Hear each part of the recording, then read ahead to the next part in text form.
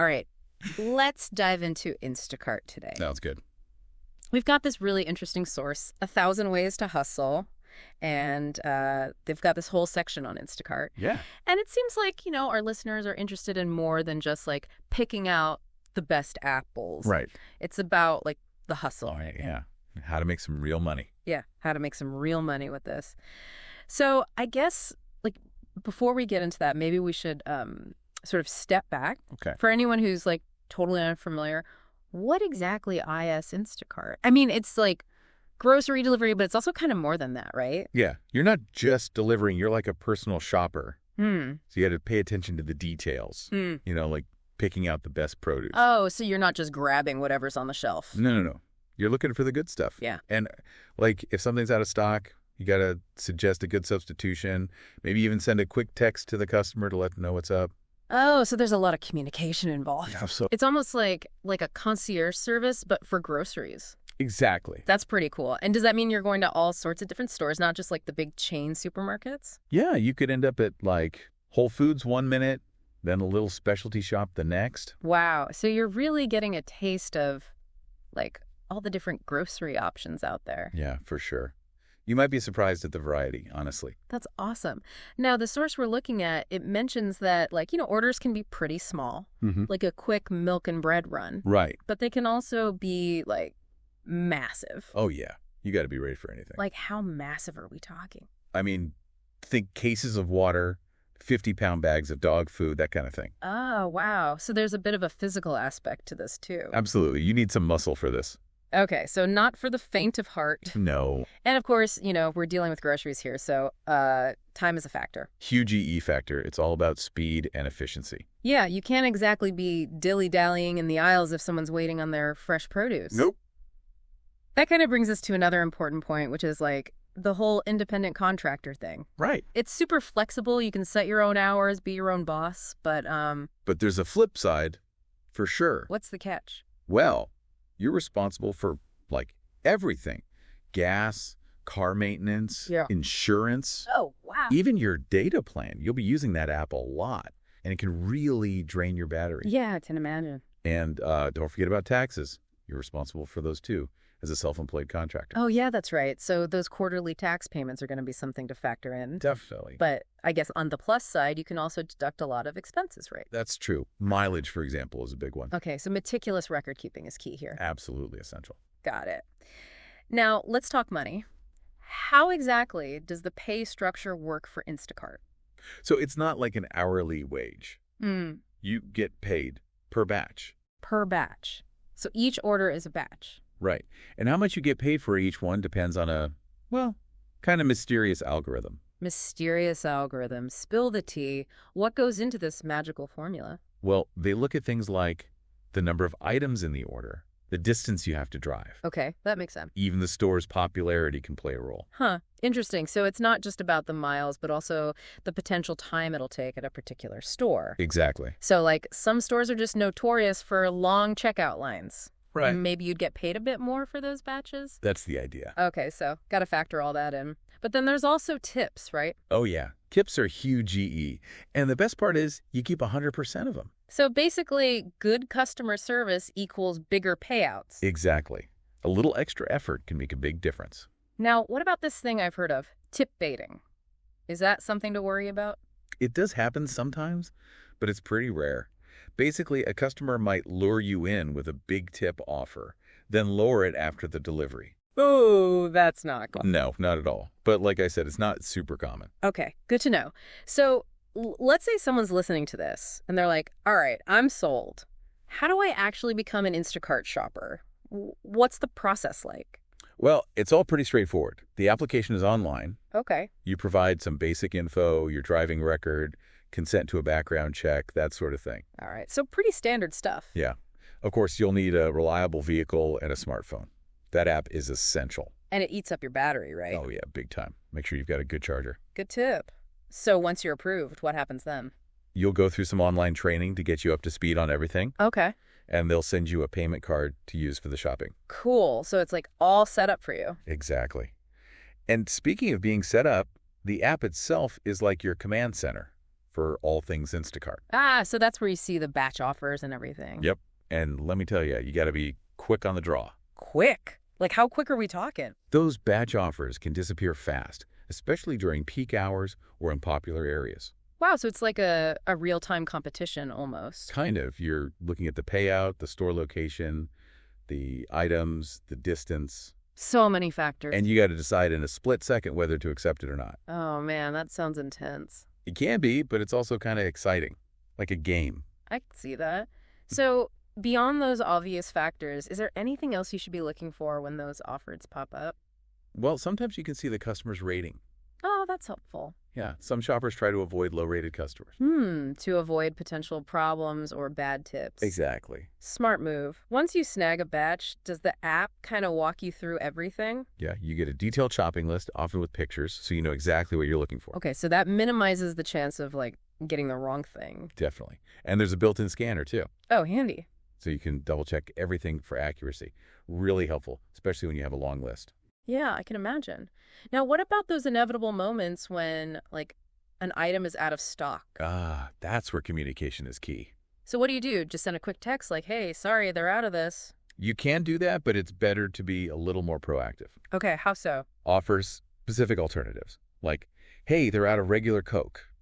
Would you like Coke Zero or Pepsi instead? Ah, so you're, like, providing options, making the customer feel like you're going the extra mile. Exactly. And if you can, send a picture of the suggested substitutions. It adds a personal touch. That's a really good tip.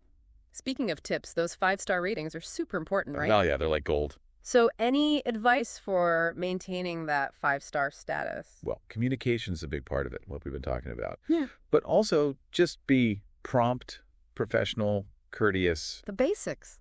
Yeah, but sometimes people forget the basics.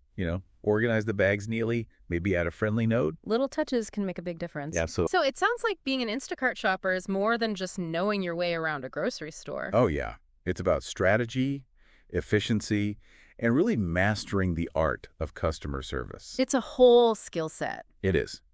And in the next part of our deep dive, we'll get into even more tips and tricks to help you navigate this world and really turn that side hustle into a well-oiled money-making machine. So we've got the basics down, but now let's talk about making some serious cash with this. Okay, yeah, let's get into the strategy here. Yeah, the hustle. I know that algorithm, throws you those batch offers. Right. What can you actually do to make sure you're, like, grabbing those really profitable ones? It's all about the dollars per hour calculation. Okay. You can't just look at the payout number. You got to think about how long it's actually going to take. So like a $25 batch, that sounds pretty good, right? Maybe. But what if it's like 10 items and you got to drive 5 miles each way? Oh, yeah, you got to factor in that travel time. Exactly. Now, compare that to, say, a $15 batch, 5 items, 1 mile drive. Suddenly that second one's looking a lot better. Right, when you think about it in terms of dollars per hour. So it's not just about the payout, it's about the whole picture. Yeah, exactly. Yeah. And speaking of the whole picture, the store location itself matters too. Oh, right. Some stores are just easier to shop at than others. Yeah, maybe they have a better layout, wider aisles, or even helpful staff. So you got to learn the quirks of your local stores. Yeah, figure out which ones are going to be your money makers. Find those gems. Okay, so store location, got it. What else should we be thinking about? Bundling orders. This is where you accept multiple orders from the same store. Okay, so you're kind of like multitasking. Yeah, but it's got to be strategic. You want orders going to nearby locations. So you're not driving all over the place. Right. Minimize those deadhead miles. Because those are profit killers. Big time. So bundling, that sounds kind of tricky, though, especially if you're new to this. It can be. Start small. Maybe try a double batch first. Okay. And communication is key. Keep those customers in the loop. Let them know you're doing multiple deliveries. Exactly. Now let's talk about those out-of-stock situations again. Oh, yeah. Those are inevitable. Our source really stresses communication here. It's all about turning a negative into a positive. Okay, how do you do that? Instead of just saying, sorry, it's out of stock, offer alternatives. Give them choices. Right. Hey, they're out of regular Coke. Would you like Coke Zero or Pepsi instead? That's much better. And send pictures of the alternatives if you can. Oh, yeah, that visual really helps. It shows you're going the extra mile. Now, speaking of going the extra mile, those 5-star ratings are huge EE. Yeah, I got to keep those customers happy. So be prompt, professional, courteous. Basically, just be a good human. Pretty much. Organize those bags nicely, maybe throw in a little thank you note. So it's the little things that can make a big difference. Absolutely. Okay, so we've talked about maximizing earnings, Mhm. but now what about those things that can, like, totally sabotage your success? Oh, yeah, the anti-hustle moves. Yeah, what should people avoid doing? Number one, late deliveries. Oh, yeah, time is money. Big time. Late deliveries can really hurt your reputation. And I'm guessing damaged goods are a no-no, too. Absolutely. Invest in some good insulated bags. Keep those cold things cold, hot things hot. Right. Nobody wants a melted ice cream sundae. And of course, poor communication can tank your ratings, too. For sure. Yeah. Be responsive, provide updates, manage those expectations. Okay, so communication. Got it. Now, I want to touch on this multi-apping thing. Oh, yeah, juggling multiple delivery apps at once. Our source says it's not for beginners, but for those who can handle it. It can be a huge earnings booster. But it sounds pretty intense. It is. You got to be super organized, hyper aware of your surroundings. So, like, what if you get stuck in traffic? That's a risk. Or if you accidentally accept overlapping orders. Oh, yeah, that would be a nightmare. It can be. So multi-apping, high risk, high reward. Not for the faint of heart. Now, here's something a little less risky.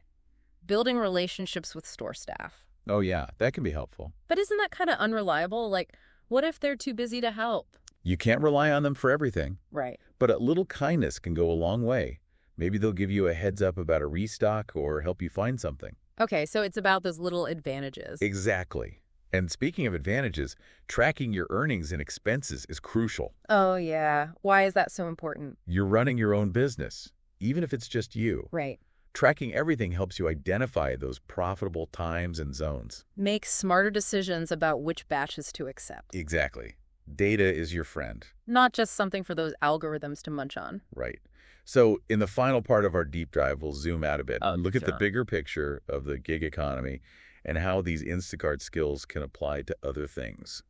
All right, so we've really gotten into the weeds with Instacart. Yeah, we have. From, picking the right batches to, like, not running over someone's foot with your shopping cart. Those aisles can get crowded. Oh, tell me about it. But I think it's time to, like, zoom out a bit. Okay, yeah. Big picture time. Yeah, we've talked about all the, the tips and tricks, how to maximize your earnings, but I think there are some bigger lessons here that go beyond just Instacart. Oh, absolutely. This is about more than just groceries. Right, like Instacart is just one example of, what's possible in this whole gig economy thing. Mm-hmm. Being your own boss, setting your own hours, it's like really appealing to a lot of people. Yeah, the freedom and flexibility are huge draws. But, our source also points out that it takes a certain kind of mindset, Oh, definitely. You got to be adaptable, resilient. Yeah, and always willing to learn new things. You're constantly learning on the fly in the gig economy. And think about all the skills you develop as an Instacart shopper. Oh, yeah. I mean, time management, efficiency, customer service, problem solving. And all those things are transferable to other areas of life, too. Exactly. It's like Instacart is a training ground for, like, essential life skills. Oh, I like that. Right. Whether you're, running a business or just trying to manage your own crazy schedule. Those skills are valuable no matter what you do. So, someone might be listening to this and thinking, okay, Instacart sounds interesting, Mm-hmm. but maybe it's not their thing. Right. What other kind of gigs could they use these, like, Instacart superpowers for? Oh, there's so much out there. I mean, food delivery, for starters, like DoorDash or Uber Eats. Yeah, but that makes sense. You're using a lot of the same skills, navigation, customer interaction, all that. Right. And if you're good with people, maybe pet sitting, house sitting. Absolutely. Yeah. Organization is a big one there, too. And if you're more creatively inclined, there's platforms like Fiverr or Upwork. Oh, yeah, for freelance work, photography, writing, all sorts of stuff. It's really about finding what fits you, your skills, your interests. And sometimes it's not even just about the money, right? Oh, for sure. It's about the independence, the sense of accomplishment. Building something on your own terms. Exactly. And designing a work life that actually works for you. So whether you're looking to, make some extra cash, explore a passion project, or just ditch that 9-to-5 grind, Yeah. the gig economy has something to offer. So many possibilities. So as we wrap up our little Instacart adventure, I just want to say this. Okay. Don't be afraid to, experiment, step outside your comfort zone, embrace the hustle. Mm-hmm. You never know. You might discover your next big thing. That's the spirit. Or at least, learn some valuable skills along the way. Exactly. So thanks for joining us on this deep dive into Instacart and the gig economy. It's been fun. Until next time, happy hustling.